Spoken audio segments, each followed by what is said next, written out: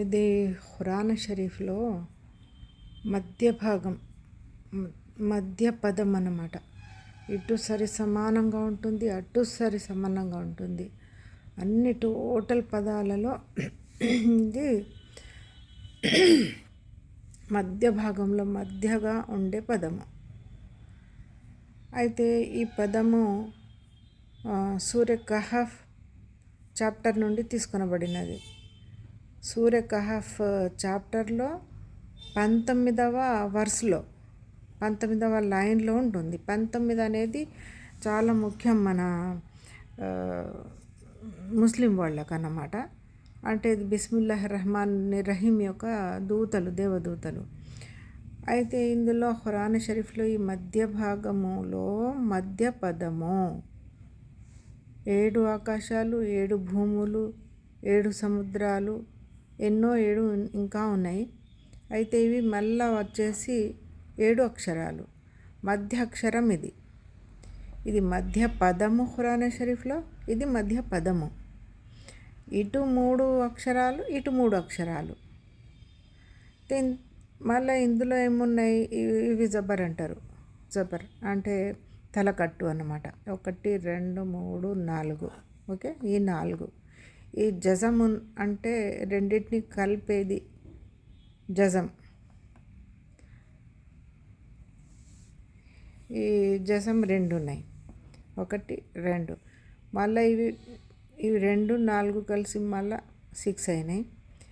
అయితే ఈ పదము ఏ వరుసలో ఉన్నది, ఏ వాక్యంలో ఉన్నది, ఆ వాక్యం యొక్క న్యూమరాలిక్ నంబర్ అన్నమాట. 6990. మళ్ళీ దీన్ని 6 + 9 + 9 = 24. మళ్ళీ దీన్ని 2 + 4 అంటే మళ్ళీ 6. ఇలా 6 అనేది కూడా చాలా ముఖ్యం. ఇప్పుడు బర్త్ చార్ట్లో చూసుకోండి, 6 వచ్చిందంటే ఇక గంతులు వేస్తారన్నమాట. అబ్బా, నా బర్త్ చార్ట్లో 6 ఉన్నది, నా పేరు 6కు సంబంధించింది, లగ్జరీ, సక్సెస్, చాలా ఉంటుంది అన్నమాట. అంటే వీళ్ళు ఏంటి డబ్బు కలిగిన వాళ్ళు, లగ్జరీని కలిగిన వాళ్ళు, ఆరోగ్యాన్ని కలిగిన వారు, యంగ్గా ఉండేవాళ్ళు, యంగ్గా కనబడేవాళ్ళు. ఈ 6 అనేది కూడా ఇంకా చాలా ముఖ్యం. ఇంకా 6 మళ్ళీ 6 డబల్ డిజిట్. ఈ 6 2 సార్లు వస్తే ఇంకా అంతే సంగతులు అన్నమాట. అయితే ఈ పదము మనకు ఏం బోధిస్తున్నది అంటే, ఇంకొకటి, దీని వాక్యం యొక్క న్యూమరిలిక్ నంబర్ ఇది. ఓకేనా. ఈ పదము యొక్క ఓన్లీ ఈ పదము యొక్క సంఖ్య ఇది వస్తుంది కూడితే. దీన్ని కూడితే ఇలా ఉంటుందన్నమాట. ఓకే, దీని కూడిక ఇక్కడ ఉంది నంబర్లలో. అయితే ఇక్కడ చూడండి, ఇది ఈవెన్ నెంబర్, మళ్ళా ఇవి ఆడ్ నెంబర్, మళ్ళా ఆడ్ నెంబర్, మళ్ళీ ఈవెన్ నెంబర్. అటొక్కటి ఈవెన్, ఇటొక్కటి ఆడ్, ఇలా లేదు. ఈ నంబర్లలో ఆడ్ ఈవెన్స్ కూడా ఎంత బ్యాలెన్సింగ్గా ఉంది. అయితే ఇక్కడ దీని యొక్క టోటల్, వీటి యొక్క దీని యొక్క టోటల్ 565. మళ్ళీ ఇందులో బ్యాలెన్స్ చూడండి, మళ్ళీ ఈ 6 వచ్చేసి మళ్ళీ మధ్యలో 6 ఉంది. అటు ఇటు 5, అటు ఇటు బర్త్ చార్టులో 5 అనేది ఇంకా ముఖ్యం. ఎందుకంటే ఇప్పుడు ఈ 4కి ఇటు పక్కన 3 అక్షరాలు ఎలా ఉన్నాయో, ఇటు పక్కన 3 అక్షరాలు ఎలా ఉన్నాయో, మధ్యలో 5 ఉండి ఇటు 1 2 3 4, ఇటు 6 7 8 9 అంటే మధ్యలో 5. ఇంకా ఇక చెప్పలేనటువంటి విధంగా ఉంటుంది 5 అంటే. ఈ 5 దీన్ని ప్రొటెక్షన్ చేస్తుంది, 6ని. అర్థమైందా? అయితే ఈ యొక్క పదం యొక్క ఇప్పుడు వద్దాం, ఇవి సంఖ్యలు అయిపోయినాయిగా.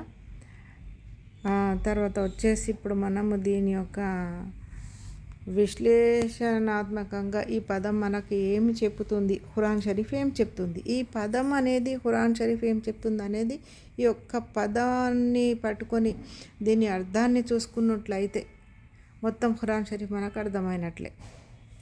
ఎలా అంటే ఇది మానవత్వం, వినయం, ఎదుటివారికి గౌరవం మరియు సౌమ్యంగా ఉండడం నేర్పిస్తుంది. అల్లా అన్నారు, ఈ రకంగా మీరు ఉండాలి.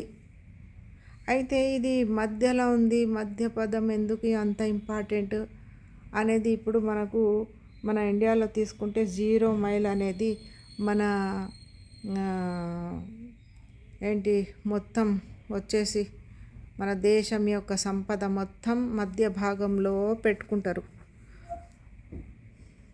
అయితే మధ్య భాగంలో పెట్టడం మనమే పెట్టుకోలేదు. అది బ్రిటిష్ వాళ్ళు ఉన్నప్పటి నుండి నడుస్తుంది.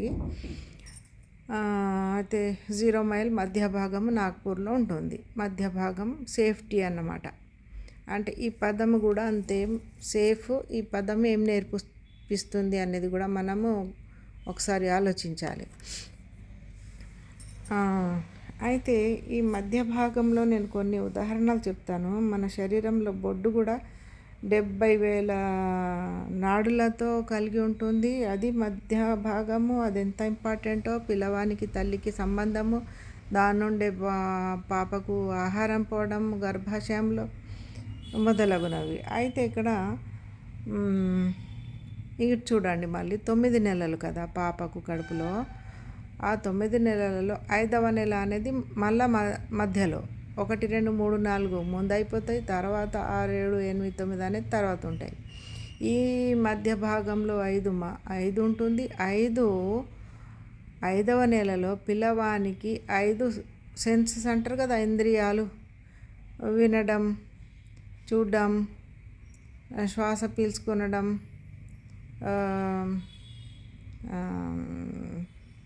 మనం ఏమన్నా టచ్ చేసినప్పుడు స్పర్శ అనేది తెలియడం, మాట్లాడడం తప్ప బాబు ఇవన్నీ చేస్తుంటాడన్నమాట కడుపులో. ఇంద్రియాలు 5 ఇంద్రియాలు డెవలప్ అవుతాయి దీంట్లోనే, ఈ 5వ నెలలోనే. 5 అంటే మధ్య భాగం అన్నది అంత ఇంపార్టెంట్. ఇంకా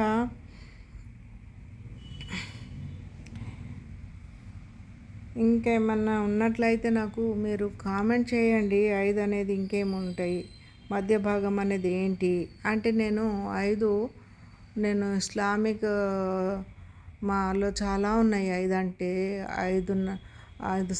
5 పూటల నమాజ్ అంటే ముఖ్యంగా మనకు 9 నమాజులు ఉంటాయి. 4 నఫిల్ నమాజ్ అంటారు. 5 ముఖ్యమైనవి 5 నమాజులు. అందులో 5 నమాజ్ అంటే 5 అనేది 5 సంఖ్య 5 నమాజ్కి చూపిస్తుంది. మళ్ళీ 5 అర్కాన్ అంటారు. అంటే నమాజ్, కల్మా చదవడం, దానం చేయడం, ఖుర్బానీ ఇవ్వడం, హజ్కి వెళ్ళడం మొదలగునవి. అవి కూడా ప్రధానమైన అంశాలు అన్నమాట. అవి కూడా 5. ఇంకా 5 అన్నటువంటివి ఇంకా చాలా ఉంటాయి. వాళ్ళకు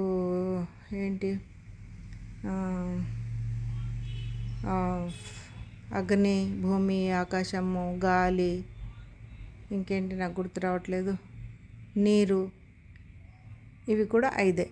సో 5 అనేది చాలా ఇంపార్టెంట్. అయితే ఇక్కడ ఈ పదం ఏం చెప్తుంది? మానవత్వం, వినయం, గౌరవం, సౌమ్యం. ఇవి యుద్ధ యోధుడికే కాదు, ప్రతి ఒక్కరు పవిత్రమైన కోణం. ప్రతి ఒక్కరికి ఇది ఆలోచించే విధంగా ఉండాలి. ఇలా ఉండాలి. ప్రపంచంలో ఇలా ఉండేవారికి దేవుని ఆశీర్వాదం, సహాయం అందుతూనే ఉంటుంది. ఎందుకంటే దేవుడే ఈ వల్ యతలత్తఫ్ అంటే ఈ పదాన్ని ఎలా పలుకుతారంటే వల్ యతలత్తఫ్ ఇలా ఉండాలి అని దేవుడే ఖురాన్లో చెప్పిండ్రు. కాబట్టి ఇలా ఉంటే, సౌమ్యంగా ఉంటే, మానవత్వంతో దయతో కలిగి ఉంటే దేవుని ఆశీర్వాదం, సహాయం మనతో ఉంటూనే ఉంటుంది, అందుతూనే ఉంటుంది అని దేవుడు అన్నారు. అయితే ఇంగ్లీష్లో ఒకటి, the more humble we stay the more we grow, ఇలా చెప్తుంది ఖురాన్ షరీఫ్.